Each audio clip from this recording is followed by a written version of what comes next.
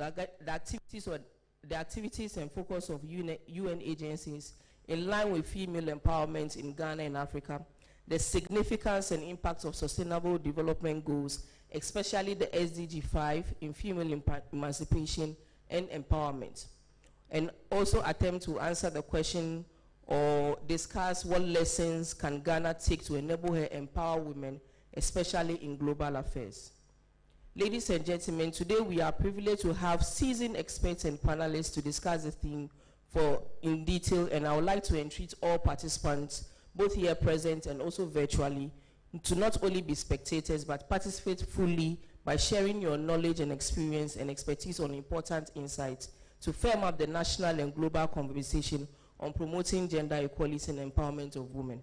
I want to thank the Institute, of which I am a proud member, for hosting this discussion and showing leadership in providing the avenue to strengthen the conversation of giving equal opportunities to today's women, while aspiring to achieve impact in the areas of policy formulation, objective analysis and recommendation, capacity building, and advocacy.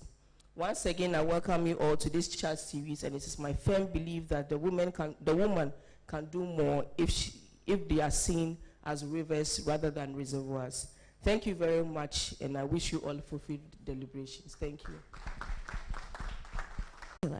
Which speaks to the issue of women, or gender equality, women's empowerment, and everything that comes with that. And of course, the UN is championing this. So if there's anyone to speak to this issue, His Excellency Abani is the person. Then later on, we'll also speak to Her Excellency, the Ambassador of Suriname to Ghana, a woman in the diplomatic space. And of course, it's Heritage Month. We mentioned that in Ghana. And our heritage isn't just within Ghana. It spans borders and borders across the world. And Suriname is one of those countries that we share these things with. And so when we speak to her, we'll speak about women, but we'll speak about African women, Black women, and the role that we also have to play in achieving gender equality, equity. So at this point, I'll welcome His Excellency Abani. A round of applause for him, please.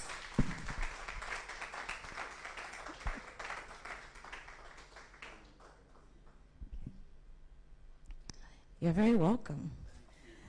I meet His Excellency at various diplomatic events, and we've been talking about being able to have a conversation, and now it's happening.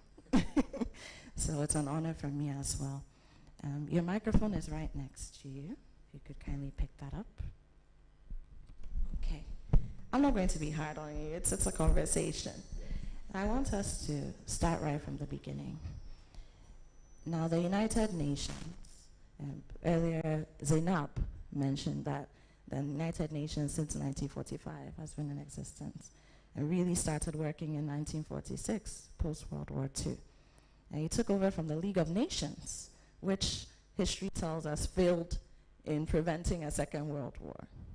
Now, one of the things that the United Nations has done over time is actively worked to make sure that women are properly represented and treated as human beings, really, in history. And there have been 4 World Conferences on Women, the last and perhaps the most notable, Beijing, 1995. Now, we're almost 30 years down the line.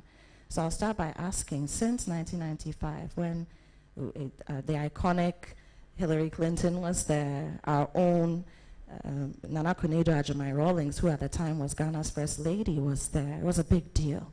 So almost 30 years down the line, how far have we come? And have we come far at all? Hello. So first of all, good morning to you, and thank you for having me. The Ambassador to Suriname, the Deputy Representative for Nigeria, the board and staff of this institute, and for the work that you do. And I'm very pleased to see among the guests a lot of young people too. I think this is really important and speaks to your first point. If we are going to change things dramatically, then we have to start early to really make those changes. So good morning to you all. Yeah, well, I think you've been warmed up nicely, so now you're very friendly and attentive. So thank you for this opportunity, and indeed,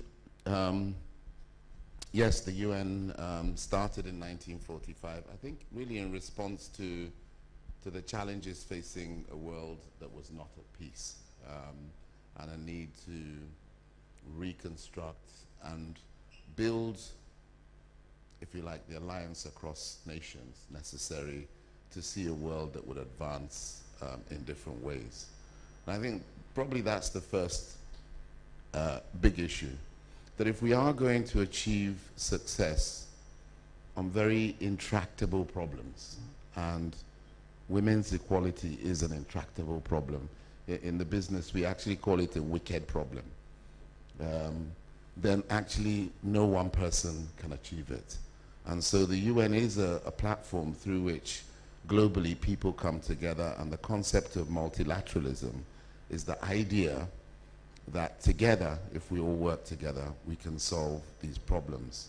And when we look at the world today, for example, recently COVID-19, climate change, these are all issues that no one country can solve. And unless we're all working together, we can't really achieve progress.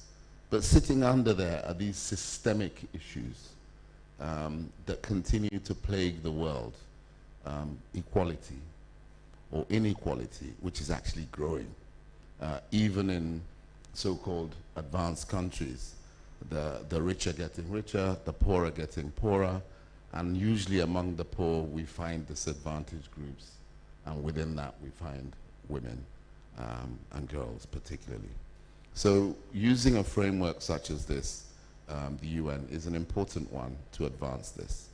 But at the end of the day, it's all going to come down also to individuals and to local communities, because anything we agree at a global level means nothing unless action is taken on the ground. So first of all, let me say that I think that there are different things that need to happen.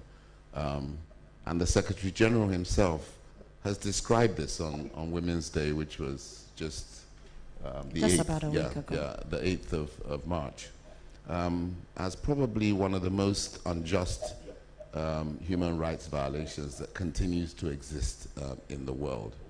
And it is. But to be able to address this, we have to first think about sort of mindsets and what needs to happen, and that's why I think it's really important that young people are here.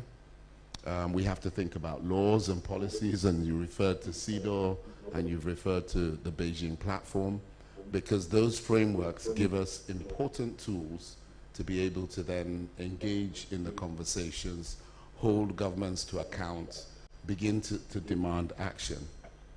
But additionally, I think we must take action. Historical disadvantage, and this is really what we're talking about here, means that there is not equality.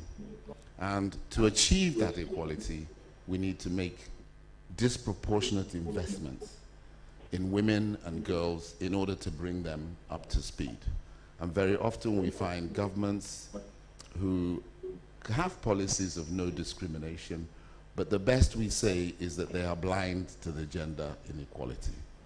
Because if you invest equally in men and women, that disadvantage that already exists will never be bridged. So laws and policies are extremely important. You've referred to CEDAW, which is the framing document on the elimination of discriminations against women from 1979. And so even though you're going back to 1995, let's go back even further to 1979 when this convention was founded. Really important foundational work. And then, of course, the Beijing platform. And more recently, efforts to really integrate this issue and make it standalone and clear in both the Millennium Development Goals and now in the Sustainable Development Goals. So SDG 5 talks about gender equality and the journey towards that. But I say, and we've just recently concluded a new cooperation framework to work with Ghana between now and 2025. And we've identified specific issues we want to work on. Inclusive economic transformation, equitable access to services, and durable peace in Ghana. And if you look at those three, you'd say, but where are the women? In fact, what we've said is the most important things that we're going to work on are what we call the horizontal issues, the issues that cut across everything. Because actually, it's the women of everything.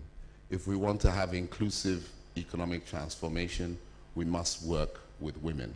If we want to have equitable access to services, most of those basic services, women and girls are deprived most. They probably need them most. And in fact, unless we achieve equality for access to services, then really women won't be on the same pedestal to be able to engage in these conversations.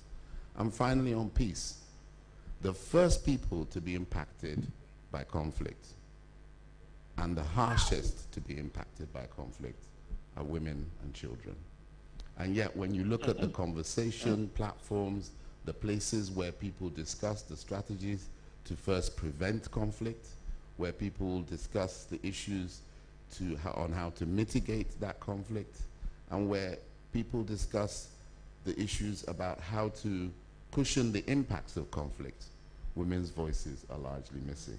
And so for us, women, it's the women of everything.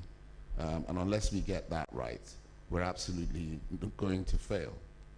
And I guess just one big indicator, if the Ghana census of 2021 says 51%, 50.7, let's round it up to 51% of Ghana's population are women, which means men are already actually the minority.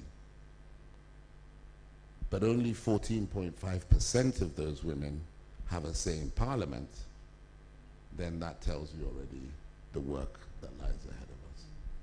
So I think that deserves a round of applause. Yes.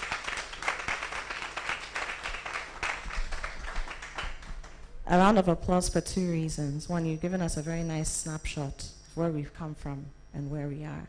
And so we need to know where we are to be able to move forward. But also to know that very recently, another important conversation has happened with Ghana. And I like the fact that you mentioned that we are working at the horizontal things, the things that big policy and beautiful legal language often bury. And so we don't work at those things. You know, I'm glad you said that. Now, Your Excellency, you've been in Ghana for some time. I mean, you're familiar with the terrain. And something you spoke about, the fact that our service industry, for example, so many women. And I think when we think about our services in Ghana and Africa, we tend to think about the big multinationals and the big companies that have CEO and vice president, but we don't think about the woman who sells kinky, or the woman who sells hausa cocoa, or the teller at the bank who is often a woman.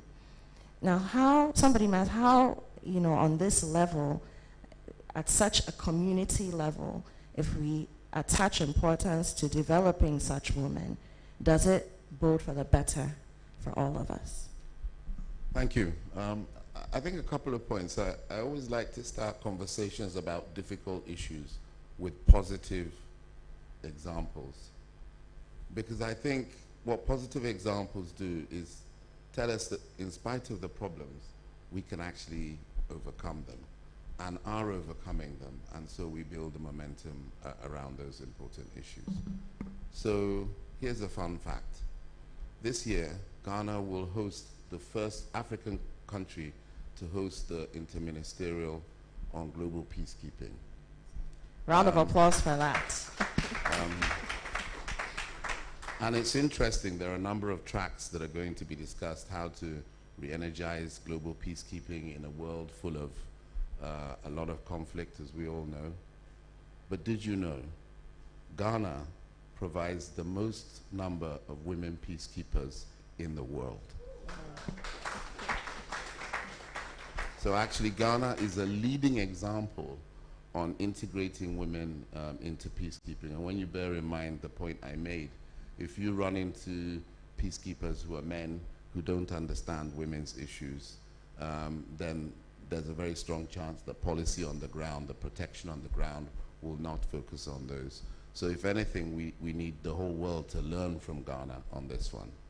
Second, not so fun fact, but true. UNDP recently conducted a survey of which businesses actually thrived or survived during COVID.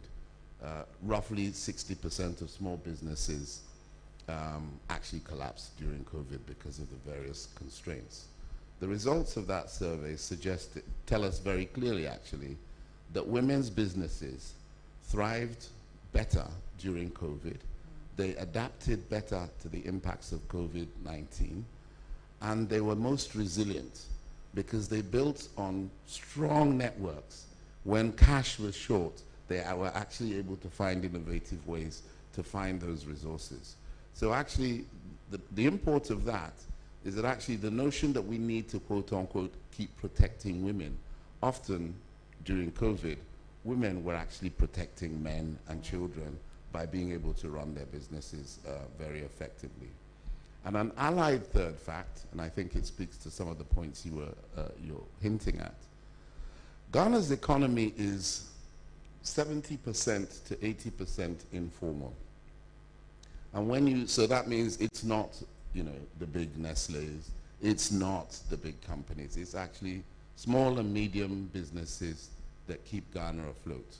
As someone I know quite well says, actually Ghana thrives in spite of the government, not necessarily because of it, because they run their businesses every single day. Of those 80%, if you then turn that to 100%, 70% of those are women-owned and women-run businesses. So even though we see 14% in the parliament, actually, when you come to the ground, women are there.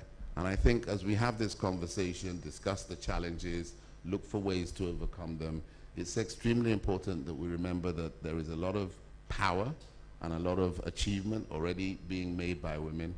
The point is, how do we sufficiently accelerate that in order to ensure that actually there is equality at the end of the day? Wonderful, thank you. Round of applause, please. And thank you for the very positive notes. It's inspiring.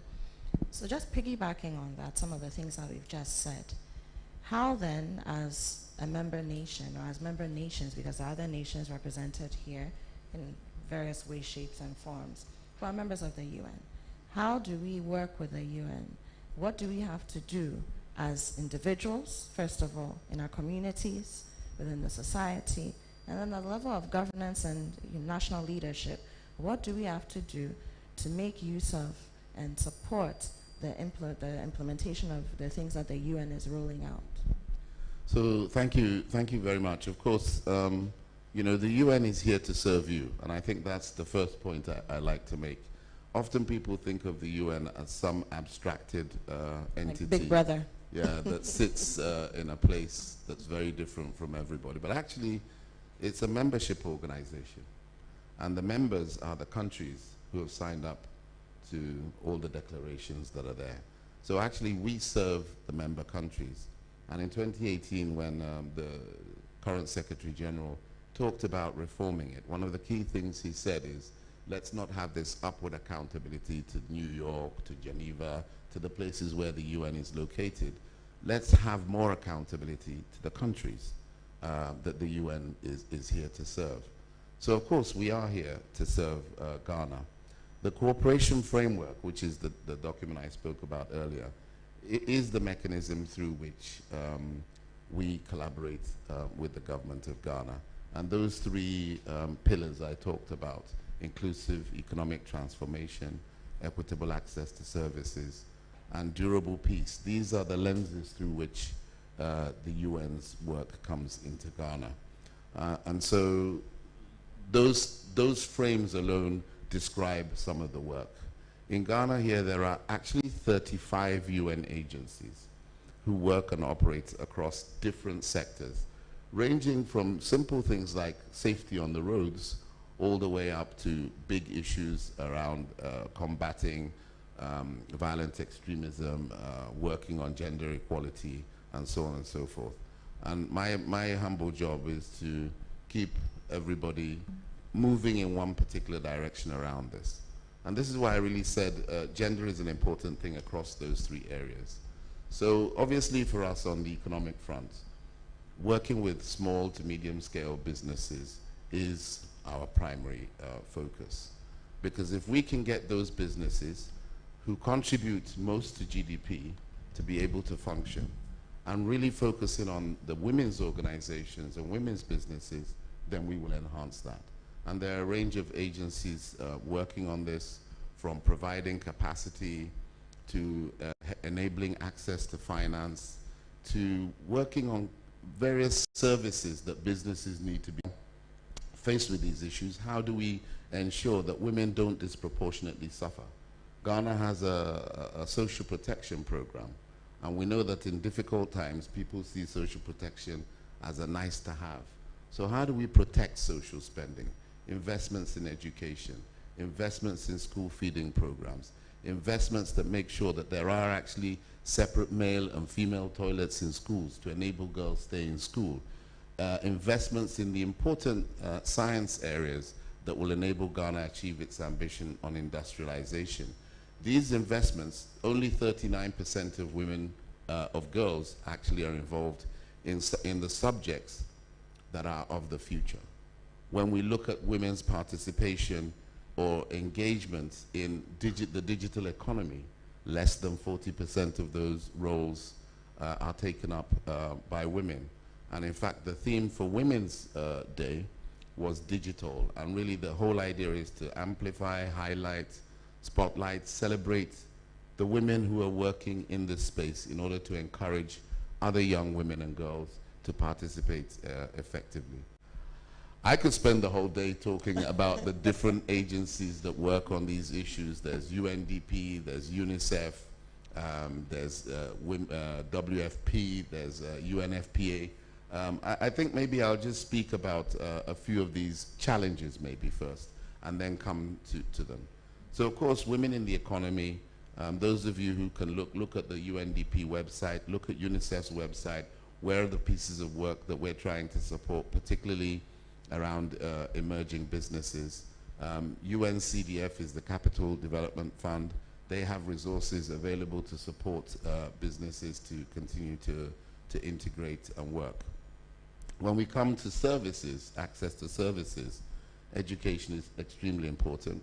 UNICEF and UNESCO do a lot of work in this area around many of the barriers. From here, I'm actually going to the British High Commission, where we're celebrating young women who have been ambassadors for a day.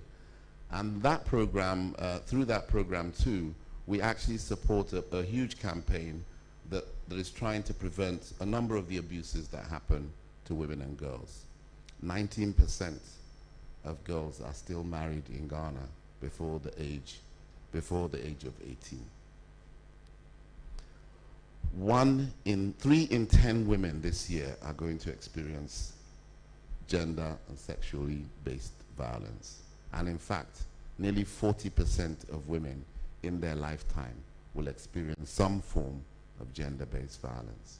So really working with young people, with adolescents, with policymakers to ensure across the board that we say we have a zero tolerance level to violence is extremely important.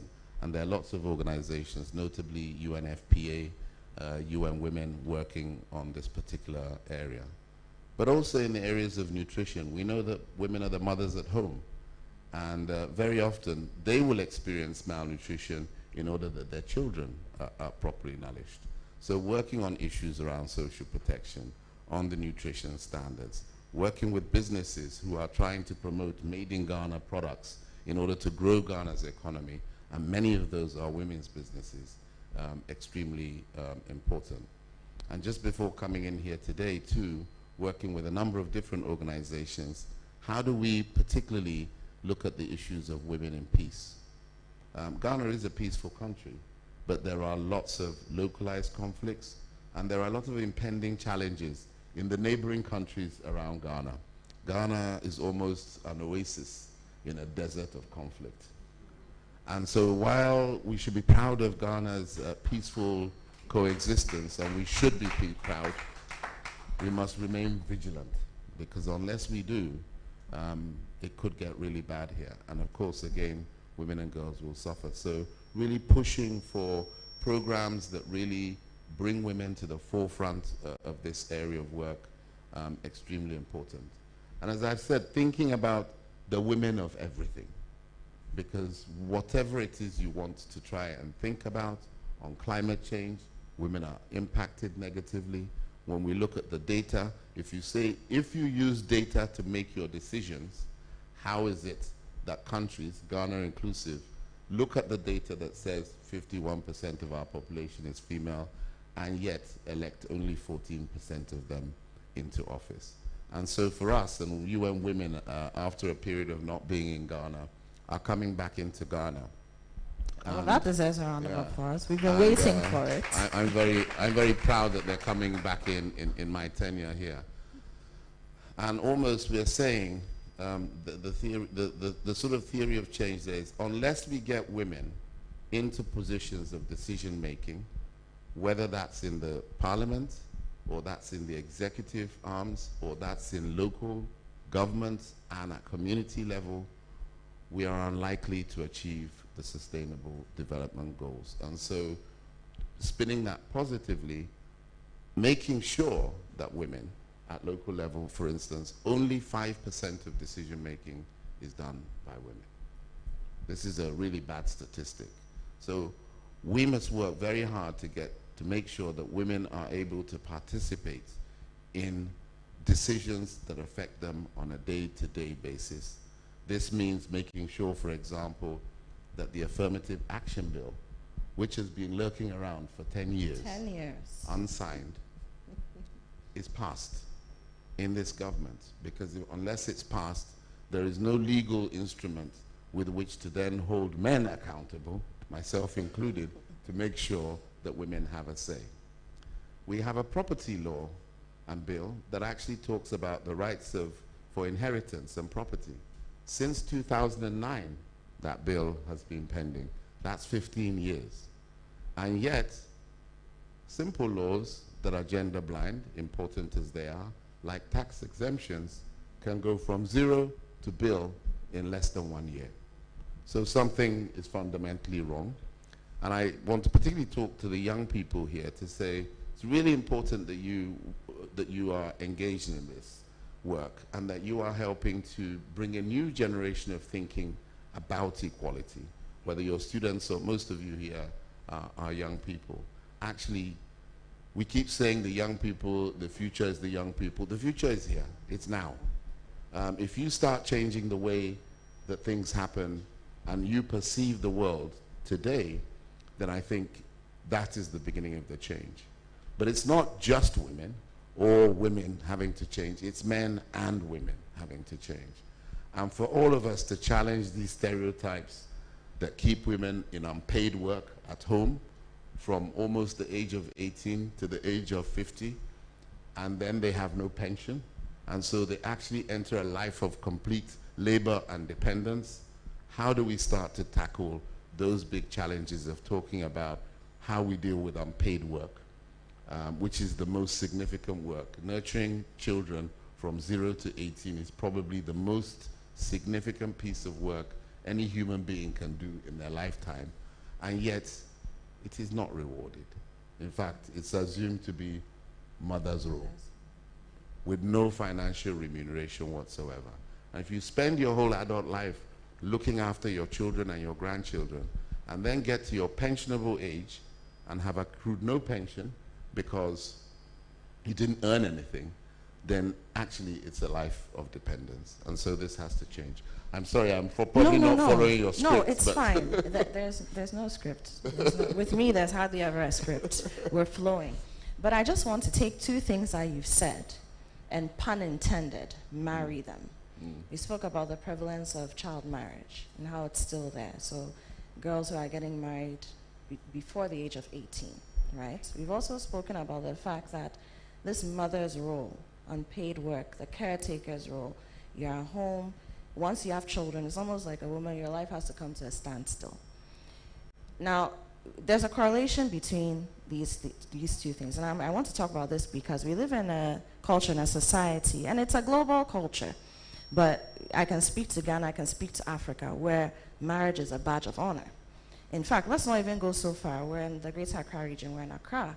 You go to communities, I'm a Ghana woman, go to communities, Ghana communities, and parents will tell you that, I mean, there's no point in sending my child to school because mama need in where teacher in Ghana, that means that the cloth that I wear, the teacher can't buy some. So why should, I mean, I didn't go to school, it's not a big deal. By 15, if a girl hasn't had a child, she's feeling insecure. She thinks she's not beautiful enough. She thinks she's not worthy of marriage or of a man's affection. And so we're seeing all these things even in the capital, and I've seen it happen in capitals across other parts of the continent. How do you deal with such systemic cultures, traditions that are also very delicate? And I mean, where does the UN come in here? Because there's also a thin line between, you know, doing what we have to do and then usurping someone's culture or the things that have become normal for us. You know, how do we deal with these things? I mean, you know, when I started out, I said that a lot of these problems are about attitudes, beliefs, and mindsets. And indeed, I think some of the most significant challenges are in that space. Not least because they also have a deep root in culture. And so culture, respect for culture is easy. Shifting culture is actually a delicate issue in and of its own right.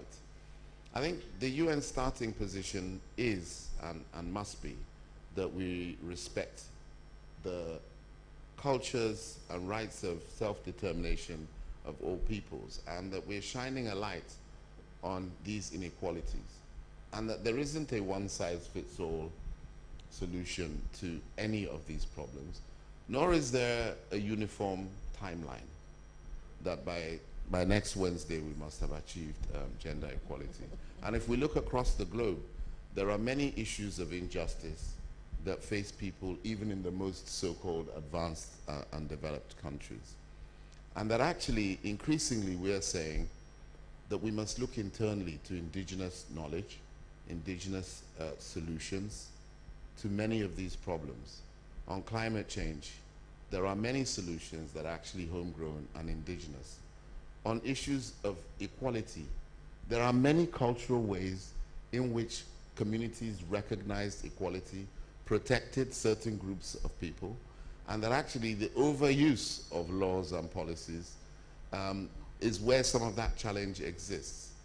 And so in the universality of human rights, and remember we say that they're universal, they're indivisible, which means you can't have one right and not another right. They're inalienable, which means once you are born, you inherit those rights. They're not dividable, and they must be universal so that everybody has them. We must recognize that there isn't one pathway to that solution. And we must work with those who are experiencing those issues at the forefront to be able to engage in them. Which is why I say sometimes that conversations on equality also can be quite uncomfortable conversations. They're uncomfortable conversations already for men because it's about power. And nobody gives up power. In fact, historically, if you look through time, power is never given up. It is taken. And so how do you take power? If you talk to men, they're like, ooh, we don't want to give up power. And sometimes even within the women's movement, there are changes needed as well. Because how you take power, if you're going to take power, if you want to take my mobile phone, if you're nice, pleasant, there are ways you collect my mobile phone and I'll even tell you thank you, right? There are ways you try to take my phone and I will fight back immediately, and in fact, prevent you all the way to our next meeting from ever accessing that. So what do men need to do? What do women need to do? And often we have slogans about like nothing about us without us, and absolutely nothing about women or persons with disability or any other group, nothing about them without them. But at the same time, how are we making this agenda an inclusive agenda? Barack Obama says, if you want to talk about difficult issues, talk about them in a way that unites us rather than divides us. And let us all bear in mind that we all have responsibilities towards achieving this. Recently, the Secretary General of the UN committed to gender parity in the UN, because we said, if you're going to be talking about this stuff, then you must also demonstrate that you're achieving it. And we're proud to say that 2021-22 was the year where in all senior leadership roles, there's an equal number of men and women across the globe. And here in Ghana, when we look at the heads of UN agencies, there are actually more women than there are men. So we are beginning to get to that. Yes. But the last part of that difficult journey, it's true that historical disadvantage has meant that men have had advantage over women. If the narrative is how women get on top of men, then we're probably not working towards equality. We're working towards usurping. And so in our heads, we must all be thinking, what are the strategies that really help equality? And equity is an approach. So if historically less girls have been in school, less girls have studied the sciences that enable them, then that means we must invest more in those areas in order to bring about parity, in order to bring about equality. And that in doing so, men need to stop and understand that the reason why this extra investment is going here is because historically there has not been that kind of investment. Just like women would know, if they know their 3 children, the ones that are good at particular subjects probably don't get a class teacher. The ones that get a class teacher are the ones who are not good at a particular subject after work, so after school, so they can actually become better. So those investments are important. But the ultimate purpose is not that men stay on top or that women suddenly go on top. It's that actually we have mutual respect for each other, that we all are able to pursue all our aspirations, and that we recognize also some of the distinctive roles that women play that men can't play. For example, childbirth. Men can never and should never really, in my opinion, aspire to bear children. And recognize that distinct role and have policies in place that recognize that. We're beginning to do better on maternity leave. We're beginning to do better, but we're nowhere near close to recognizing that actually unpaid work is so significant that actually literally from the moment a woman becomes a mother, there ought to be an allowance for the rest of her life as a mother, which recognizes that there is a role here that she plays. And I think this is the way in which we can bring about the change that we need to see. I'm glad that you just ended that particular submission on that note. This thing about maternity leave and, you know, childbirth and caring for, I mean, I have 2 children. In both cases, both pregnancies, I worked up until the very end of my pregnancy because I could. It was difficult, but I wasn't confined to a bed. A lot of women, the day they take seed, that means you're in bed for 10 months. And then the child comes, and now you have to deal with rediscovering yourself, recovering from the birth. It was a C-section, if you had an episiotomy, whatever it is, and now caring for the child. And for a lot of women, they never really get the strength back to go back to work or to proceed with their dreams. That people around them, some of them become very reclusive. You know, how are we dealing with this? I've heard a lot of men, we're on you today, right, say in the workplace that, you know, when women, the more maternity leave they have, the more of a liability that we come into a company because they're being paid, you know, for staying at home doing nothing, and work is going on. I've heard men say these things, men that we respect, you know. How do we really, you know, balance that? Because yes, a business is a business. It must run, and it runs on the labor, the human resource. But how do you deal with this delicate issue as well? And then also, how do we even begin? And where can the UN come in here to help us to get women to understand that you must plan your family. Family planning exists for a reason, because again, we're dealing with cultural and traditional belief systems and whatnot. Some people don't believe in contraception and that kind of thing. How do we get women to understand that regardless of how rich your husband or your partner is, you still need to secure your finances? Because if you need to afford childcare, for example, and your partner is not in tune with that, then you are stuck at home. You can't do anything else. We've seen it happen so many times. 25, 26-year-olds who have budding careers, they have one child, and now, you know, everything is cut short. How do we deal with these things? I mean, these are, this is why when I described equality as one of the wicked problems, a wicked problem is defined as one in which everybody needs to move to find a solution.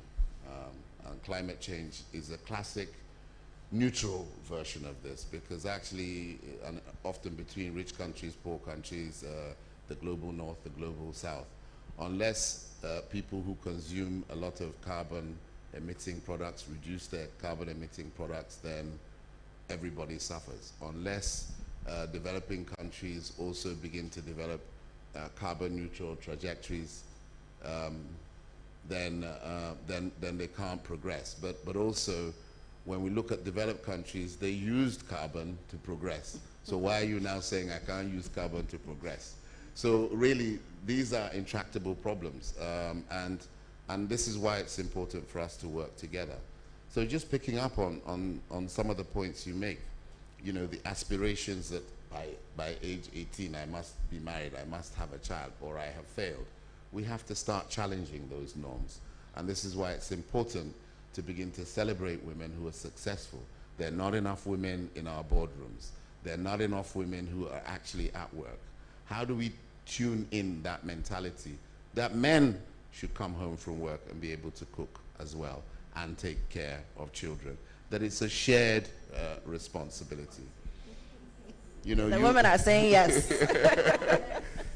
We also talk, UNFPA's campaign last year was on women's bodily autonomy, the right to own your own body. So of course, women must plan, but actually men must respect that right. That when a woman says, I don't want to have a child yet, I want to pursue and complete my education, that they're not faced with cultural pressures to get married quickly and put children out of the way, which often then renders them in spaces. But actually maybe a campaign that highlights some of those successful women who have had children and have stayed the course. And also some of the women who said, no, I want to complete the education. I want to build the skills that are necessary. And this notion of beautiful being only 18, have a child, stay at home, I often have debates. Even language is important. I had a debate recently with someone who was saying lady, and I said woman, and they said no, lady is better. And I said, you know, lady also implies certain behavior. Yes. That you'll be respectful, that you'll talk to me in a particular way, that you'll be subservient, whereas woman expresses you in the fullness of who you are, and means that I must confront and contend with your power, rather than expect you to park your power in ladylike behavior. So even those terms, lady, gentleman, language is such a powerful thing. So as you learn language, understand the deeper meaning behind this language. And this is all the stuff of the soft changes that need to happen. And of course the UN can't come and say, Ghana, we believe in gender equality, therefore this or this or this must happen. But we can provide information, technical assistance, support, highlight champions, amplify the work of those who are succeeding. One of the projects that we're doing, particularly in Gamashe, Jamestown area, is actually working with young women who are aged 12 to 20 to build their skills to be able to code. Why is coding important? Suddenly we're living in a digital area. Many of you have heard of ChatGPT now. ChatGPT. Students, have you heard of it? Yeah? ChatGPT is rewriting the world. But do you know that it is driven by code? And so if your interests are not in that code, it will never spew out the results that work for you. It will generate evidence of success that describes a man as successful. It will generate stories of progress that describe things in particularly traditional norm ways.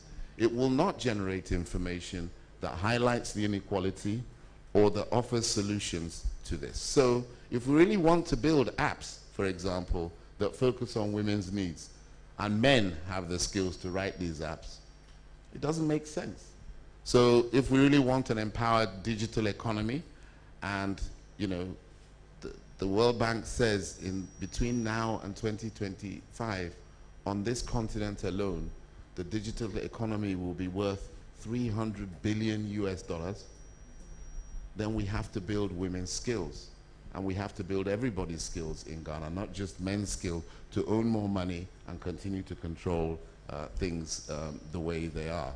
If we say that the opportunities for the Africa Continental Free Trade Area give us 1 trillion, a market of over 250 billion people and 1.3 trillion US dollars, and in Ghana, 70% of small businesses are owned by women, then of course we must ring fence resources to build their capacity to be able to access those spaces. But we must also work with culture, because one thing, nothing is imposed ever. It is what people end up believing that and really valuing that happens. So the big challenge is, how do we shift some of these social norms, not on a one-size-fits-all. America or Britain or somewhere else is not the best, but on a basis that culturally, historically recognizes, and that's recognizes equality in its own terms. And that's why everybody must be involved. And that's why I say the equality and gender equality of absolutely everything. Wonderful. I mean, clearly, we need more than an hour to have this conversation. And we can talk about it all our lives. But I just want to point out a few things before we move on to the Q&A, which is, I know a lot of you have burning questions and submissions, right? However, let me give you a very startling statistic. 74.8% of Ghana's population, as we speak, is below 35. How many of you are 35 and above here in this room? I'm not. 74, students, write it down. 74.8% of Ghana's population today, as we speak, is below the age of 35. So you mentioned it earlier, children, young people, and not the future, the present. So I encourage all of you, even now, and it's wonderful to see you here joining the conversation, students, young people, today, because a lot of us shy away from being part of the policy conversation. It's the same thing, and more so if you're a young woman, you shy away from the policy, then things will be done and imposed on you, and that's not what we want. But before we move on to the Q&A, I must ask this question because I'm an artist and it's important to me. How can or is the UN supporting to make sure that those of us who are custodians of what we tend to call culture in terms of the arts, the creative arts, how are we also incorporating what we do into this fight for gender equality? So, I mean, I think, again, if you take the broad general principle that 70% of businesses are women run, if you go into the creative space, actually, creatives, a similar statistic will apply. And creatives are really one of the budding spaces in which actually you are not constrained by government resources. You're not asked. Your own creativity as an individual can catapult you and power you straight to the top. And let's pause. And I know it's a male example, but let's just pause. Today, Christian Atsu is being buried because creativity. So let his soul rest in peace. Creativity comes in many different forms and shapes, and it's out there. Women have a big role to play. UNESCO is actually the organization that looks at science, education, culture, and there are a lot of programs that are being looked at in terms of how to support the creatives and the creative space. And as I've said also, I think being able to support these kinds of women-owned businesses. So a lot of the work we're doing on inclusive economic transformation with UNDP, with UNICEF, there are actually specific programs that focus principally on women. There is work that is going on now.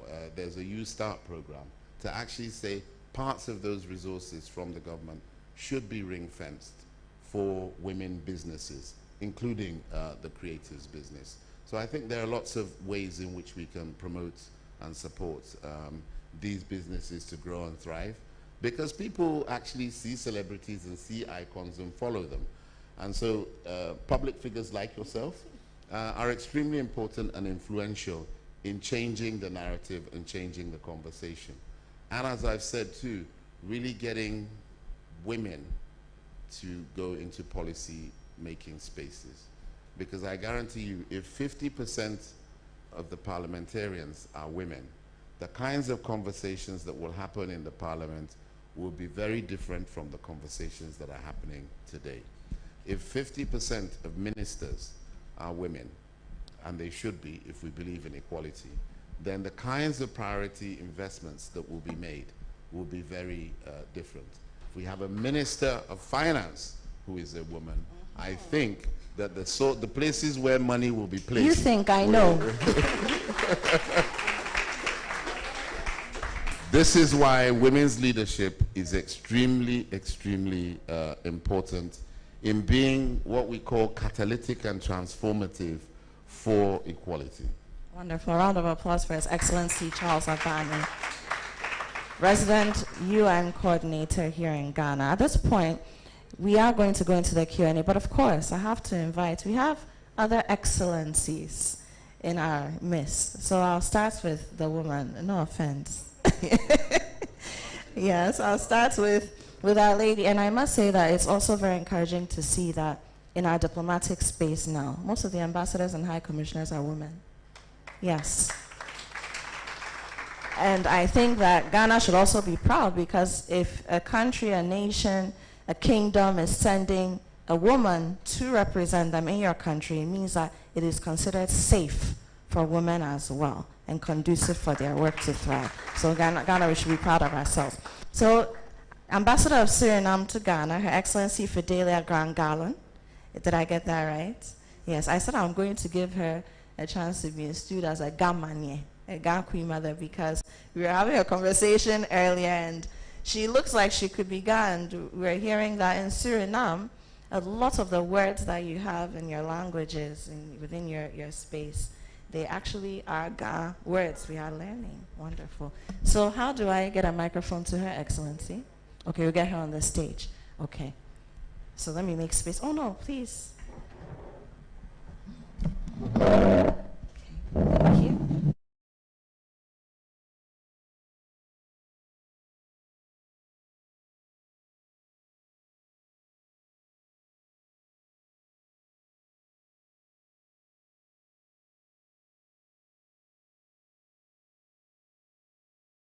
On what we've spoken about.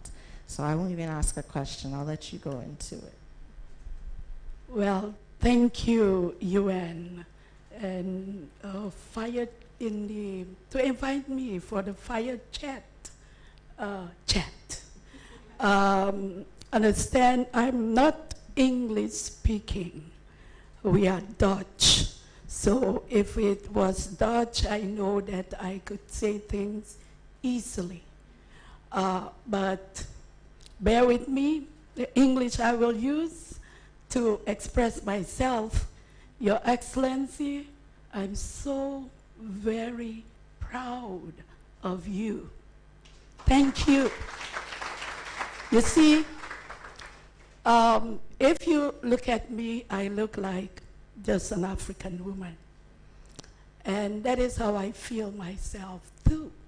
But I represent a country, so I have to be very diplomatic.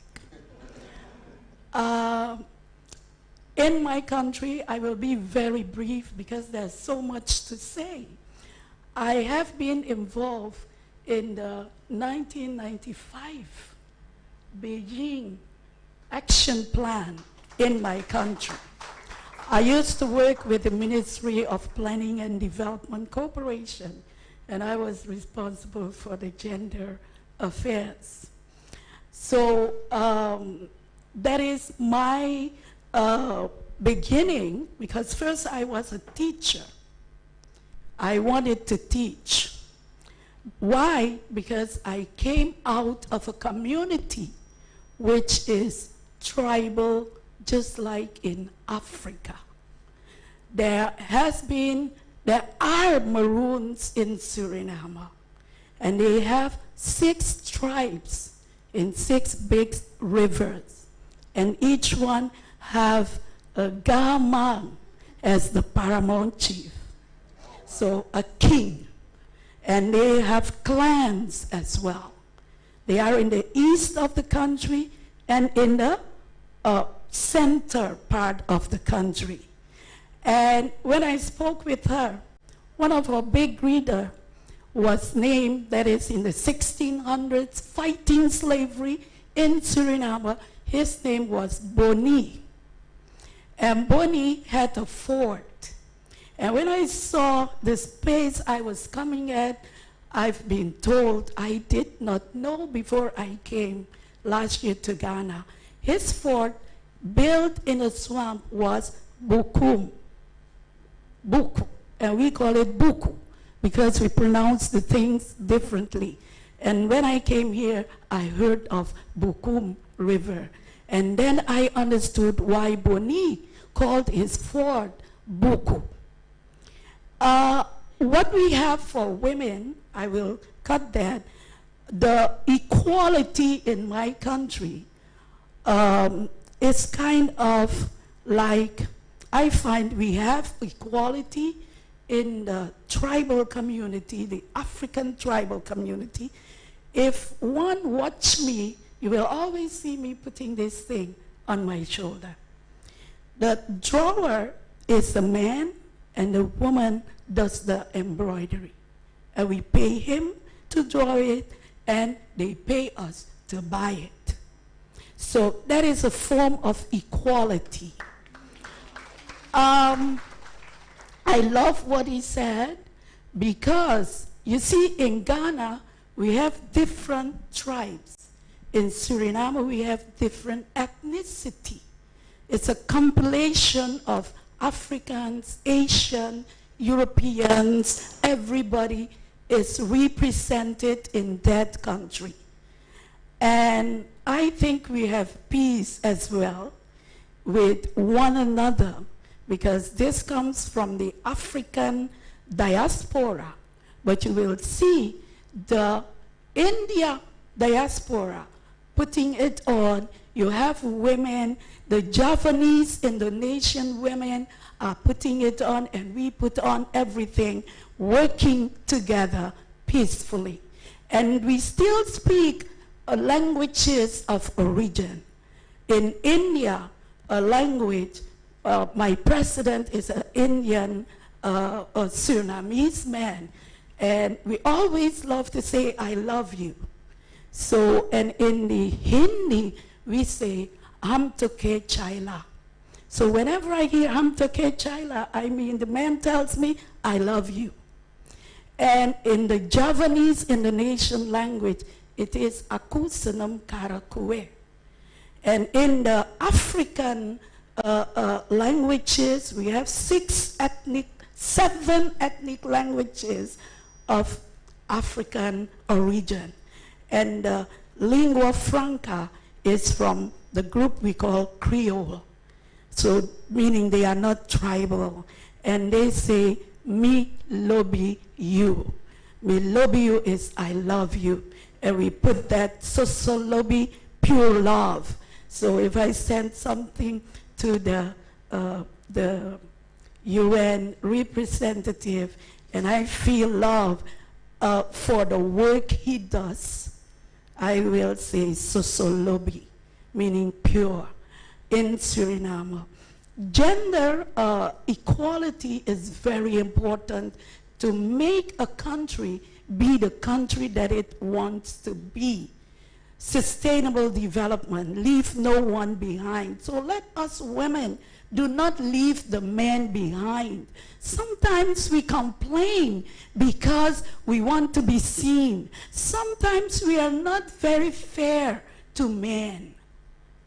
I want to say that because sometimes if you don't have a child, we say it is the man's fault, right? Because he cannot give you a child. What is if it is you that cannot bear children? And who takes care of the children? I can tell you, in one of the tribal group of Suriname, if the man doesn't have a job, within the village, he has to go away from the village to find a job to make sure she can eat while she's doing the farming stuff and everything. And yes, we have gari as well in Suriname. They kept it. We call it kwaka. We have fufu as well. We call it daidomi. We have okra soup and everything. But the restaurants, who are the owners? Most likely, a man owns a restaurant and women works for him. It is good for women to be the manager and the owner of the restaurants because the women are there to manage and to organize their own stuff. We need the man. We need him to cook for us. My husband is one of the best cooks in the house. Some people don't like it, but I love to tell them that my husband is the best cook because sometimes the type of jobs we are doing, I stay out later and he's there. We had a quarrel. We quarreled about it. I told him the kitchen is mine, not yours. He says, you cannot keep me out of the kitchen. Sometimes we women are not easy to deal with. That's what I want to say. I work on the CEDAW program. I was part of the report from Suriname gender program to the United Nations. I won't say anything anymore because I can stay here for very long. And I hope my English was good enough to understand. Thank you. Thank you, Your Excellency. Thank you so much. Thank you. Can I take a brief comment from His Excellency? It's the Deputy Head of Mission of the Nigeria High Commission. They had an election recently. Thank you very much, Madam Your Excellencies. Thank you very much for your wonderful presentation. I really don't have much to say than to really tell you that some of the challenges highlighted by the UN is not actually peculiar to Ghana. We are battling with the same issues in Nigeria, and you know, because I know you watch Nigerian movies. And those things are a true reflection of happenings in our culture. And using myself as an example, I come from a community in Nigeria where we were made to understand that a young lady's education should not go beyond the high school. After secondary school, they're expected to get married. In my own family, it used to be so, but I must tell you, I come from a family of about 9, but the only one whose daughter is in the university as we speak. Thank you. And when I married my wife, the same thing. My mother told me, no, wherever you are, I was in Abuja. As soon as your wife gets pregnant, bring her home. And I was like, why? Because they will tell you, no, you were born at home. Your brothers and sisters were born at home. Don't take your wife to the hospital for delivery. Yeah. That's why I said I want to use myself as an example. So I said, oh, okay, mommy, I'll do that. After our wedding, we left the village for Abuja. They never had anything from us until I called to see my wife put to bed yesterday. And my mother was like, how? She was angry. But, well, she has put to bed, she has put to bed. So some of these things, one, as a couple, that is talking about marriage now, you must be on the same page with your partner. And again, my wife, in fact, she was in the vehicle and then my driver took her somewhere. She was given out, of course, like every other woman, and I said no. When she came in as a housewife, the next thing is I put her in school. And my parents were like, no, you shouldn't. She's my wife. What is your problem? And I'm happy today. She went to school, graduated, and she's doing well. So there is no limit. However, just like the Oga, in Nigeria we say Oga has said, okay, you hold the key to your future. I always tell people, pursue it. He made one fundamental statement. Power is never given. You just have to. And for you to be able to grab it and use it well, you must possess the skills. You must develop yourself. Education is key. So my appeal to you, and when I came in, I saw young, I was so happy and proud. Please, your future and the future of your country is in your hands. And education is just it. And then appropriate skills. Thank you very much. Thank you, Your Excellency. Thank you so much. Do you have any questions? So start, Yes. please. I'll start with the students. Yes, please. Forgive me. Please, brief, straight to the point questions. Please, my name is Stephanie Lamte. Please, how do I also become a diplomat or work in the diplomatic circles as a young girl growing up? Okay. Do you want me to answer? Do we want to take a few questions? But maybe let me try and answer that. So I think my overarching message to young people, and that's those of you who are in school, but a lot of you who come out from learning and maybe are looking for where your true center is. There's a Japanese phrase of ikigai. Ikigai says, what am I passionate about, and how do I monetize it, but also remain motivated around it. So look for what it really drives you. So the three things that everybody needs to succeed, and thank you, Your Excellency, because I'll start where you stopped. Knowledge. We live in a knowledge world. If you have nothing, no knowledge, then you'll find yourself on the fringes. So invest in yourself every day. And don't think it's someone else's responsibility. It's your responsibility. If you don't keep investing, and the speed with which knowledge is growing, the word is exponential, which means it's not just doubling or trebling, it's exploding. And so if you have knowledge, you will have the starting point. But knowledge without networks means you have nowhere to place it. So nurture your networks and build those networks, because it's those networks that will give value to the knowledge that you have. Often we find people who use their networks but have no knowledge. And so your networks will only take you so far if you don't have knowledge. Knowledge, networks, and the third thing, and I say this because my kids are borderline millennial, almost Gen Z. Resilience. You live in a world where actually you will fail more than you will succeed. And so if you expect to succeed and at the first hurdle you fall, then you will never succeed. So build resilience. Knowledge, networks, resilience. Pathways.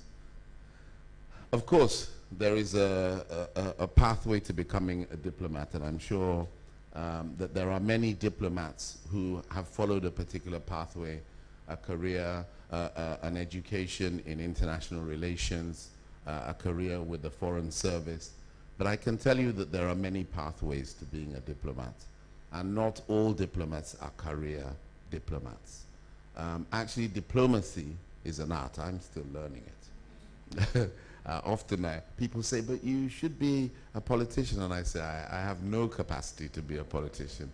Politicians are actually very diplomatic. So the skills and practice, or the praxis of diplomacy, is actually learnt from very different arenas. And so one of my biggest lessons is learn by proxy. Learning by proxy means that you look at you define what success looks like, and then you look for the attributes that seem to have made that person successful. You're an excellent diplomat, but I don't know your background. Maybe I got it. But I don't think you did a career in this. And always follow your passion. You will be amazing at anything that you are absolutely interested in and love and are passionate about, and you will be able to create value around it. But if you see it as a job, or you see, if I'm a diplomat, then I can drive around in a vehicle that has a flag and go to funky receptions, then you won't be doing diplomacy, because those are just the perks that come with diplomacy. The hard work is there. it's a grind every day. So I don't know whether that's a helpful answer to you. I'll just add to that in 60 seconds. So I'm in diplomatic circles, but I didn't study international relations. I didn't study diplomacy. I did English, I did literature, I did history. And then those things introduced me to other cultures. So when I started doing my show Diplomatic License, the conversation was that when we see diplomats, we see them with the CD, license plates, high security, the fancy receptions, and we are not invited. But I thought, you know what, these people are doing so much work. And because of my network, he mentioned it, and my knowledge, I would like to use the platform I have in media and culture to showcase that so that we can also learn from it. So there are different pathways, of course, and then you have to decide what you want to do in the diplomatic space. I give them a voice. Yes. Please, my name is Amina Mohammed Lawa. Please, do you think we need to be re-socialized as young girls towards future roles when we grow?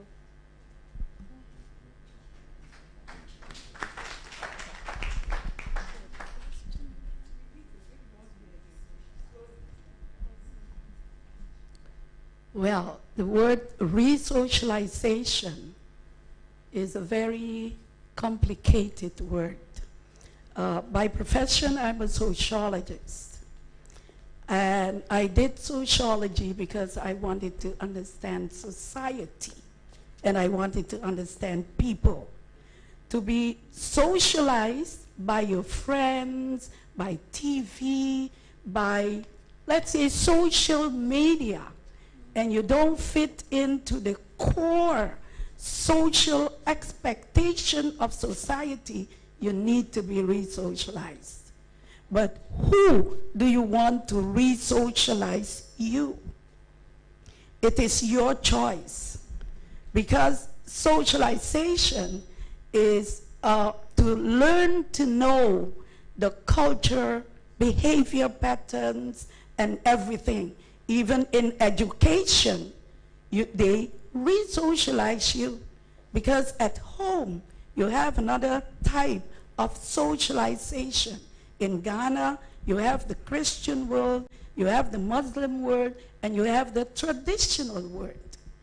You see, I come from a traditional group, and I had two socialization patterns, the Christian education and the tribal African tradition. Who socialized you? My socializers, those who socialized me, were my parents, who were they never went to school. They had their African culture. And then my teachers and the icons in the family and also international people that I looked up at. So re-socialization is at any period, any time, because I've been re-socialized coming to Ghana. And to answer her question, I'm not a career diplomat. Why? I didn't even want to become an ambassador. I was an activist. I founded Maroon Women Network 23 years ago. So to me, I didn't want to be diplomatic in the way I speak because I want to say it as it is. But diplomacy re-socialized me as well. Thank you. Wonderful. So first of all, Amina Mohammed. Amina Mohammed, a young Nigerian Muslim woman, is the Deputy Secretary General of the United Nations. That's the second highest role. So even in name, women can do it. And I think one of the most powerful things she does, she's also Muslim. She's able to bring, one of the big other difficulties we have is the difficulties around tolerance and intolerance that comes from our inability to speak across regions, speak across culture on these various issues. So I'm going to tie a number of things together in helping you on this journey. You have maybe, I wouldn't say we're reluctant diplomats, although I did study international relations. But we are certainly, the pathways to this space are not necessarily linear. The knowledge you acquire is really important on that journey, and I think you point out, be interested in other cultures, understand, because the art of diplomacy is often opening up difficult conversations in ways that other people can hear you. Because if you open it just from your perspective, then they can't hear you. So knowing enough about other cultures, even within Ghana, means that you can have a cross-cultural conversation about these things. And then when these big problems come, it is about how do we increase tolerance? How do we increase the ability to live in a diverse world where we don't all have to believe one thing, but that in that belief of multiple things, we're able to find this unity that actually says, for example, men and women are equal. Our planet is important. Justice for all, whether you are big or you're small. And once we agree these, and you find them in many indigenous cultures, that these things are there, these are the things that will help us. And for the future, we need as much to be providing reorientation, but then, people only tell you what they know. But for you as young people to really invest in thinking differently about the world, and I think you already do, but in expressing that, and there's social media, and there are lots of opportunities to express that differently. Express it differently and positively, and be strong about who you are, and be heard. I think these are the ways in which the new generation, and that generation is now, not tomorrow, not next year, it's right now.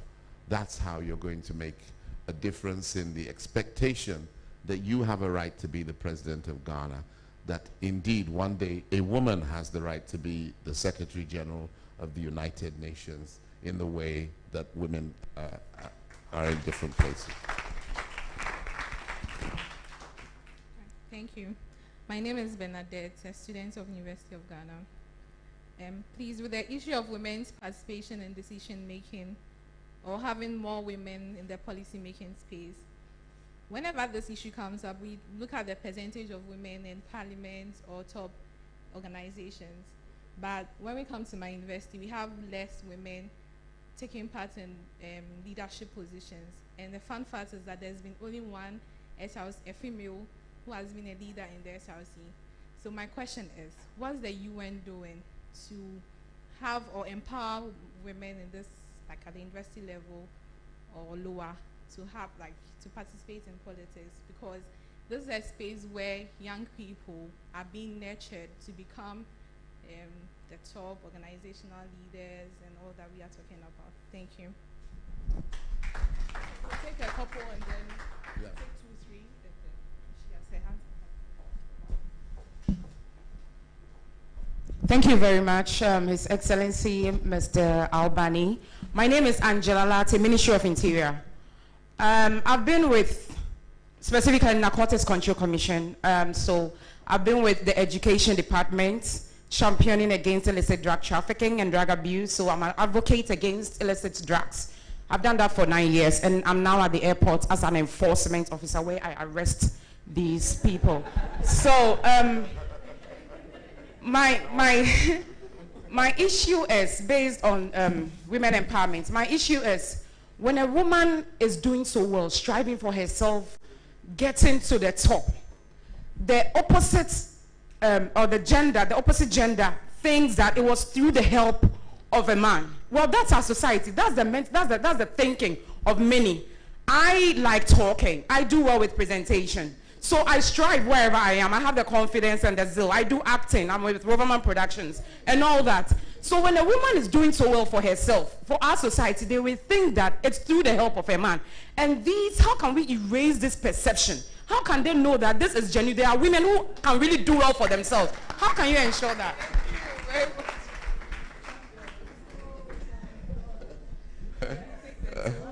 You take the 2 and then the next 2. I think you're already doing it. Please give her a round of applause.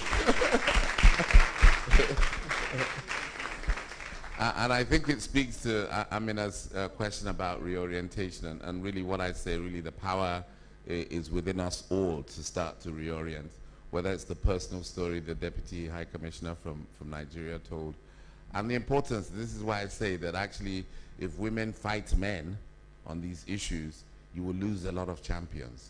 You will lose a lot of champions. Find the champions, amplify the champions. But the notion that a woman only succeeds because a man helped her to succeed is really an outdated notion. And it's certainly outdated in an era where nobody can help you to be the person you've just expressed yourself to be. And this is why your knowledge, your passion, the ikigai in you is driving you. And this is how, in your networks, people will see you. Although I wouldn't want to cross you if I had the wrong drugs in my pocket in the airport. I'm very sure you'd be very outspoken. My sister, data. Data tells us a lot of stuff about where leadership is, and often there are lots of examples where people come in a room and count 50 men and 50 women, and then when you actually separate them by roles, you find that the cleaners are the women and the decision makers are the men. So it's really not 50-50. And again, always important to tell positive stories. I think for the first time, the university you're at has a woman vice chancellor and a woman chancellor as well. So Ghana is making progress. But you're absolutely right. More work needs to be done to really elevate the role of women in leadership at the different levels of organizations. I could be speaking to this within the UN, and you could still point back to me and say, well, the resident coordinator, you're still a man. The Secretary General in the UN, you're still a man. So what have you actually done in this regard? I think we must always see these things as journeys. And journeys require investments. And thank you, Excellency, because normally we have mantras in the UN. Leave no one behind is a major mantra for the Sustainable Development Goals. And the reason why that's the important thing is because we know that unless you invest in groups that are left behind, they will not be able to come up to a point of equality. And so it's the investments that we need to make. And this is why, for me, I think leadership in decision making is the most critical investment. Because unless we actually shift those spaces all the time in the different arenas that we're in, and young women like you are brave enough to stand up and find your voice, and that you come from all sectors and join hands with men, then we will see more women in leadership, and we will then begin to see the real transformation is not actually that women get into leadership. The real transformation is that because women are in leadership, we see a different world. And that's where we're trying to get to. Thank you. Just to answer that quickly. So in your case, a lot of the time when people say that women get to where they are because there's a man, they also mean it with its sexual connotations. Women like you need to be bolder. I mean, you are very bold. But we can take more of it. But seen more and speak more. Unfortunately, some of our women, and I'm very careful about how I judge people and what they do and the choices they make, because a lot of those choices are economic. The difference between the help a woman gets from a man today and the food she eats in the evening, yeah, it's a problem. That's another conversation. But women like you need to show women like them and the ones coming up that it's possible, and we need to hear more stories like yours. Okay, now I went to the University of Ghana.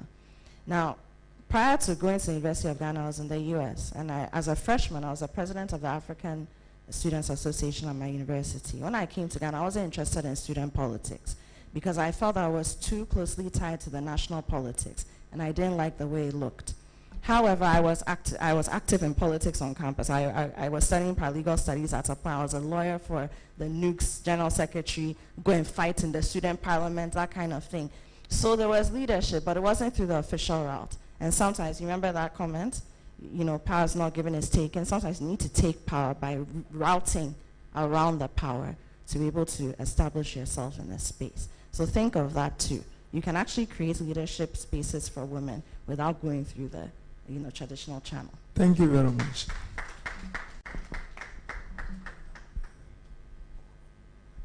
You have to leave.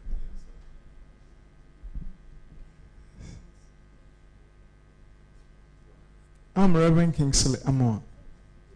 I'm the convener for Civil Society Coalition for AFTA. And my ministry is Kingdom Mission for Humanity. I'm also with a lot of civil society platforms because of my experience. Yes. So we'll do the vote of thanks, do a quick photo ops, and then we'll continue with the questions, and so that we are all happy. Okay. I hope I've been diplomatic. So I think we've all learned a lot today, and as the UN rep said, this whole thing is a journey. And one of the things he said is that, and this is to you, Deputy Head of Mission, two of the high-flying global African women today are Nigerian. So a round of applause for Nigeria. So Deputy Secretary General Amina Mohammed and the WTO Secretary General Madam Ngozi Ikwela. Likewise at the Institute, some of our high flyers are women. So to give the vote of thanks, I invite Madam Immaculata King and Madam, is it Hajia? Zainab Isa, who are ladies. I hope you look out for them. They are doing a lot of wonderful things in their space. So please come up and give us a vote. Thank you very much, and good morning once again. Good morning. It's still morning, so good morning. I'm happy to be here, and I would like to say, Your Excellency, Ambassador of Suriname to Ghana, Fedila Grand Elon, I hope I've gotten it right this time, the Deputy Head of Mission, Nigerian High Commission, Mr. Ali Yundaman, Your Excellency, Mr. Charles Abani, the United Nations Resident Coordinator to Ghana, members of the Diplomatic Corps, called the esteemed guests and members of the Institute again, distinguished, I'm not going to say ladies, I'm going to say women and gentlemen, taking cue from what Dr. Abani has just said. I guess you all agree with me that today's discussion has been very fruitful. We've learned new things, and we've been able to understand what the UN has been able to do since 1945 till date in trying to come up with different ways and then initiatives to empower the young woman. And then we are happy that they keep going at it and they keep coming up with new things and new initiatives to champion the cause of women. I would therefore want to thank His Excellency Mr. Abani for accepting this invitation at the shortest possible time, because we needed to have changed the speaker, and then he agreed to be here to have this discussion with us. I would also want to thank Your Excellency's Deputy High Commissioner from the Nigerian Embassy. Personally, for me, your story touched me. And I must say, I'm happy that you have, as a man, you have been able to share this experience, and I would have wished that we had a lot more men here to listen to what you have said. Not only in Nigeria, even here in Ghana, within our own Zongo community, where I am from, we've had experiences where children or young girls are given out to marriage, and it ends there. We see a lot of potentials, and there are moments that I have personally cried. We've tried maybe reaching out to them in the pleas to tell them that, listen, this child is given out at the wrong time and there's potential. But we know our own culture, our own tribal issues and stuff do not allow things to go the way they, and I'm happy to be here today to have witnessed you take charge and take the lead in saying that, no, you are not going to continue with the same thing that is happening within your family. You've changed the narrative, and I'm hoping that maybe in the near future, generations to come within your own family would see that, no, Mr. Abani changed the narrative, and I'm going to take the cue and continue from there. So I'm happy to have been here to listen to what you have said. That said, I want to give the microphone to my colleague to also continue with the acknowledgements. Thank you. So I would like to acknowledge the UN Information Center, the University of Ghana, the West Africa Center for Peace Studies, the Wisconsin University, St. Thomas International School, and the Ghana Institute of Journalism, Yedemwase. To all of you here, I pray for all you continue to do for the Institute. Also, please note that you can join the institute as a member, so you can reach out to any of the organizers here to get inquiries on how to join. And also kindly donate for us to continue the work we are doing for the entire global community. You can find information on the website or reach out to any of the organizers here for that. Thank you very much.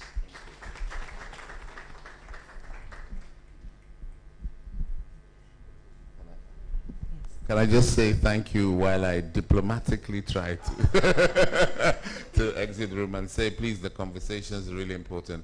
On women in politics and young women in politics, we're very keen to move this forward. Find a way to get my contacts. And please, on Zongos, we're actually trying to do something in Zongo communities. Please, can you reach out also directly? Ernest, Dr. Ernest at the back can give you my personal contacts. Thank you, and my apologies, I have to move on to another event. And thank you for your wonderful leadership here. Thank you, Your Excellency. Her Excellency also has to leave, so if you could. Thank you. I thank you all for being here in Ghana, and I've learned a lot, and thank you again, Your Excellency, for making it happen. My mom was 15 when she got me, and she made sure I went to school, and I got married when I was 28. It was her job. Thank you. Thank you. Thank you, Your Excellencies. Now put me on the spot to answer all the questions. All right, I will. Your Excellency, if you still, you can join me up here. A round of applause for him. Yes. All right. Were there any other questions? Okay, so let me bring the microphone to you. Oh yes, you're on the floor. Thank you very much. My question was directed to women, political and economic empowerment. Currently, Ghana is yearning to conduct its district assembly elections. We are talking about women, inclusion, and leadership. At the grassroots level, we cannot have women at the top when at the grassroots the space is the gaps are there. We need to be able to empower women politically and economically. So what are some of the steps that we can help, especially with the UN, helping civil society, grassroots women groups to empower women to change the narratives, cultural and religious and other related stereotypes, so that women can be included in all aspects of development. Thank you very much. Hello, can you? Okay, there we go. So I do know that they're doing a lot of work in the grassroots communities, as we describe them, in the districts. Hello? Hello? All right, so I do know that the UN is doing a lot of work in these communities. One of the things that we've seen in our use, maybe our election history between 2000 and now, we're finding that in a lot of the communities in the districts, even when women have political interests, the cultural setting discourages them from vying for the positions. Some of that I told you, why would you want to be in politics? You there, you went to school, you're not even married yet. So you know all those things that we spoke about earlier. Unfortunately, those words have impact on human beings. And a lot of these women are women who grew up in these communities, went to school in these communities, and they don't know the Accra or the Kumasi or the Tamale that we would think are progressive. So they are discouraged and they no longer go. So I know that the UN, through the UNDP, UNFPA, UNICEF as well, UNESCO, also very big, and even now in partnership with the EU mission in Ghana, has been going into a lot of these communities to sort of champion some of these conversations, so that even at the local level, policy has female representation. But as individuals too, a lot of us who live in the urban spaces, we don't go to our hometowns So we are disconnected from the conversation. Those of us who know better, who are recognized by our names and the features of our faces, have to go to where we come from and also go and speak the language of the people. Let people see that I come from here, my name is this, but where I am now, in whichever part of the country, I'm making the community proud. And because of that, if this person wants to be involved in politics or civil society or whatever it is, she should be allowed to, so that she can also put her name. I find that a lot of people, that resonates with them better, and then they are more willing to support women in that cause. I don't know if His Excellency would like to add. Thank you very much. And as to your question, I think we have a major problem in sub-Saharan Africa. The so-called black man. That is the truth. Because while the United Nations, that is the UN, provides the appropriate frameworks that should serve as a guide, every politics, in my own opinion, you don't have to agree with me, is local. It's local. And again, I want to use my own country as an example, where we have those we refer to as godfathers. They decide who actually rule the people. You are the voters. You can come together, mobilize yourselves, and decide to rally around a particular candidate, maybe a female candidate. If such a candidate does not enjoy the support of that godfather, no matter how popular she is, or even he is, he's not likely to go anywhere. Why? It's because of the role money plays. The best candidate, for instance, male or female, may not necessarily win. For the first time in Nigeria, at least a female stands a chance of becoming governor in Adamawa State. I pray the same people will allow her. She enjoys the support of the people. Just 2 or so days ago, about 7 political parties adopted her. If not, in the past, there's always been deputy governors. And we all know deputies, with due respect to them, are like spare tires. The governors call the shot. They decide what happens. So all I will urge us to do to address your question is, 1, more political awareness. Let us also de-emphasize money in our political life, be it in Ghana or Nigeria or anywhere. Because, like I said, you may be very good. Madam here can be good, but probably she doesn't have the resources to go around every community to convince people to vote for her. They know she's competent, but a typical black man will want, what are you going to offer me now? Maybe $10. They don't care if you rule them for another 4 years, but give me that $10 now, let me go and eat my lunch. So we need to do more in addressing these things. And then how free and fair are these elections going to be? You can be a participant, garner enough votes, but we know the role of this same old, if I have my way, sincerely speaking, even in diplomacy, we must give way to the young people. And that is the truth. I left the university 36 years ago. I have 3 kids, 2 boys and a girl. The 2 of them hold master's degree already. If we don't leave the stage, how do they fit in? How do they fit in? You see a 70-year-old man, aspiring. What else do you have to offer? We must give way. I'm sorry. That is just my kind of this thing.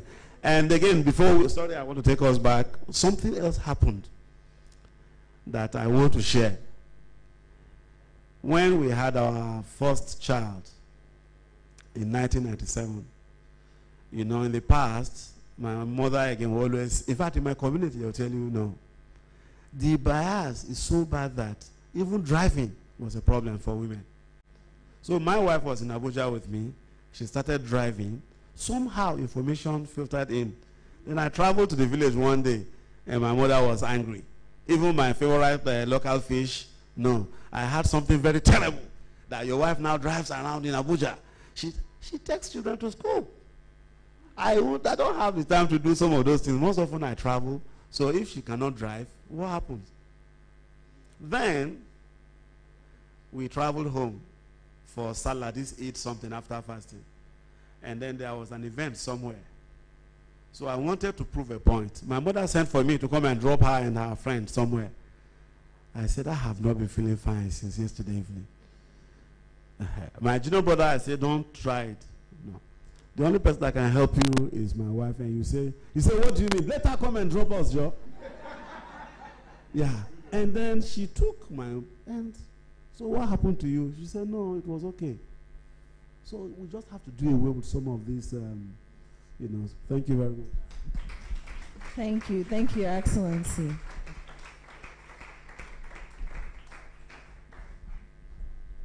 Thank you very much. So I'm Emanuela Doreen Kofi from the Ghana School of Law. I'm also an SDG ambassador and a climate change activist. Actually, I have two questions, and one of them was bothered about what he ended on. So the first one is specifically to you, the role of mentorship and continued mentorship when it comes to the fight against gender equality, the fight for gender equality, because most of the time we talk about mentorship, someone mentors me and leaves me along the way to fend for myself. So that's the question to you. And the question to him, a few days ago we had a Gampa Law conference, and I happened to present a research paper I did on the issue of age when it comes to the topmost political parties, political leadership we have in Ghana, presidency, vice presidency, Speaker of Parliament, and the Chief Justice position. Legally, the system and Ghanaian structure does not allow young people to take up these positions you are talking about. And I have something I call there's this kind of respect that you are supposed to have, this kind of become, you are young. And when I raised the issue in the room, almost everybody there was opposing because they were all above the age of 40 years. So that's the issue we have. So when you are encouraging us in the legal field, your policy maker, go in there, it's not as easy as you say. Legal frameworks prohibit us.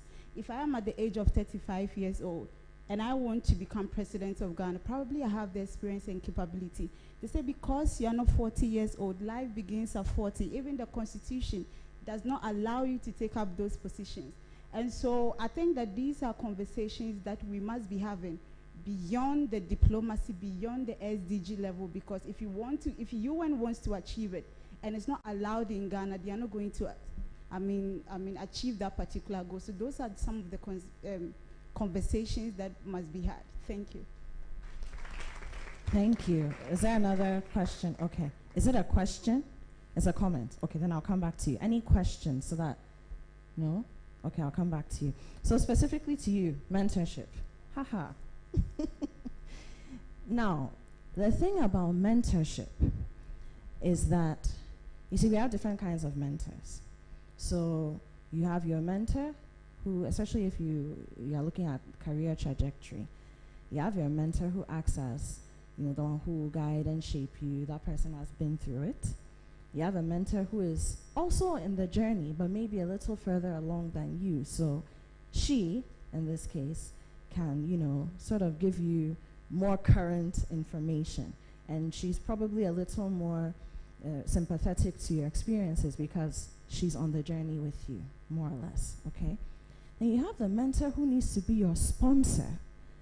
Now, your sponsor in the sense that when she gets into a board meeting, when she sits on a platform like this, when she enters spaces that you cannot yet enter, and she sees an opportunity that she believes you can live up to. It may be difficult because you don't have experience, but she trusts in your capability and your resilience and your knowledge base. She mentions your name.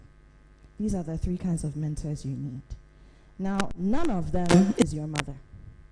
Now, even our mothers, along the way, some way, they leave us to fend for ourselves. So a lot of the challenges that I have had with young women is they want you to do everything. I'm not the one who has to write your CV for you. If I give you a phone number, at best, I would have made an initial call and connected you to the person. But the follow-up conversation and how that grows into a benefit for you, that is not my job. And then mentors, If you are identifying the kind of mentor who is going to take you where you want to go, then definitely that person is busy herself. So she cannot, and she probably has maybe 10, 15 other people she's mentoring at that specific point in time. So she cannot have every second for you. Personally, I receive on average 200 WhatsApp messages every 10 minutes. Yes, where's Timmy? Timmy works with me, young lady, you know, she works with me, she'll tell you. So what I'll do when I meet people is, in addition to my number, I'll give you her number. For two reasons. Yes, to manage my portfolio, but also to make sure that she's also building her network. So now when you do get access to the kind of mentor who you dreamt about, make sure that you're not expecting the person to now do the work for you. Otherwise, you won't grow. Are we clear about that? Yes. And you don't get offended when your mentor doesn't pick your call, doesn't respond to an email. You chase. Because in the real world, mentors aside, everything is chasing and fighting to make sure that you get to where you want to go and you take what is rightfully yours, or what you believe belongs to you. I hope I've answered your question. So for more information, you have to be a member to get such freebies. Hey. She's an associate of the institute. Yes, so I want to, Apioko, please, let's cut it. They should be registered as members to get this kind of consultancy. So for free consultation, become a member. But let me just add one thing. Apioko, you're still talking. I'm 30. No, because Joe, just referencing what she said. I'm 34. I'm not 35 yet. Yeah, I'm 34. I'm not 35 yet. Now, the things I've done, some of them I just shared with you. Claiming spaces, creating spaces. You can't get to where you want to be sometimes if you don't create your own path. It will mean you have to weed. You have to go and get some cutlass. Go and sweat. You can't slay all the time. But if you want to get to where you want to get to, then you must be willing to do that. In terms of policy, I sit on several national boards at 34. I'm not a parliamentarian. I'm not a minister. But they call me for my opinion on things. It may get to the point where I decide, okay, because I want to be the one making the actual decision, I'll do that. But for now, the voice is strong. And we need more young women to do that. Now, a lot of the people in policy, they don't even know that we have all these ideas amongst the youth because they are disconnected. So unless you enter and let them see a tip of the iceberg, you may not be given the chance to become the iceberg. You understand? So I just wanted to add that. Thank you. You are very kind. Okay, so last. Yes, thank you very much. I'll make it brief. The lawyer. Interestingly, I'm also a lawyer. And one thing about law, you will agree with me, is that I used to say it. It is only the laws we have in the Bible and the Quran that we cannot change. I don't know if you agree with me. So nobody should tell you that age. Agreed. Joe Biden in the US, how old is he? That is the thing. Again, in Nigeria, our current president, who is leaving next month, how old is he? The guy that just won the election, Bola Tinubu, yeah. That is it. But I'm not aware of it. Anyway, I wouldn't know about Ghana. But I served in Rome, Italy, from 2011 to 2014. We had a prime minister in that country who was just 39. Yeah, just search. The president, I think in Finland or so, who recently stepped aside, I think last month or so, how old, at what age did she? So what you should do is the same thing that we've been talking about this morning. Mobilize yourselves. We are not saying you should riot, no. Lobby. Go to the National Assembly or the Parliament, as you call it here. Make your voice is heard. Let them know these laws can actually be reviewed because it's meant for you. You are not meant for the law. The law is meant for you.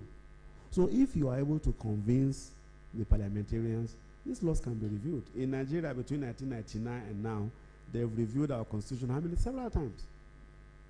I believe the same thing can happen in Ghana. So never give up. As for the positions of the Chief Justice, yes, just like me, I can't now go and aspire to become a Supreme Court Justice in Nigeria. It's not possible. Experience counts because you'll be handling very sensitive and complicated cases. So you need to really grow in the system to get there. But if you want to get to that position, you better go and join the bench now. You start from maybe the magistrate court and you progress. Before you know it, you are there. So I believe very strongly that you can do a lot, but lobby is allowed. Come together, people of like minds, and then begin to talk to people. You can go there peacefully and raise your concerns. Before you know it, then work on the females also, in the female parliamentarian. I don't know how many you have in Ghana. Work on them, and then you can bring about the desired change. Thank you.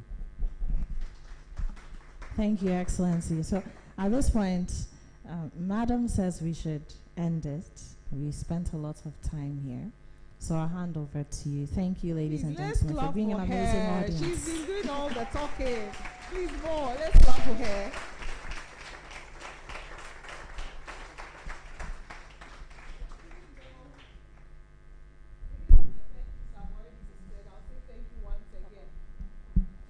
Hello? Okay, good. Thank you. So even though the thank yous have already been said, I'll say it once again. It doesn't spoil anything, right? Yes. Just shows how grateful we are to you all for honoring our invitation. It's nice to have you. And we thank you for being punctual. It's something we want to change. We are in the diplomatic world. We are being what? Diplomatic. So thank you for being punctual. And to all of you who joined us virtually, we are very, very appreciative as well. Thank you very much for following us. Please continue to follow us on our social media pages, especially LinkedIn and YouTube. This is going to be saved there, so you can always go back and refresh your memory. There are other events we've had in the past, so you can also go there and have some recap. Please follow us, as I said, and we'll be having more events. Some will be webinars, some will be podcasts, and Bugum as well. So please keep your ears to the ground. Once again, membership is open. We have individual membership. We have corporate membership, which is open to embassies and high commissions, and individual and corporate organizations. And then everybody here. You pay, I mean, the fact that you receive communiques from us doesn't mean you are a member until the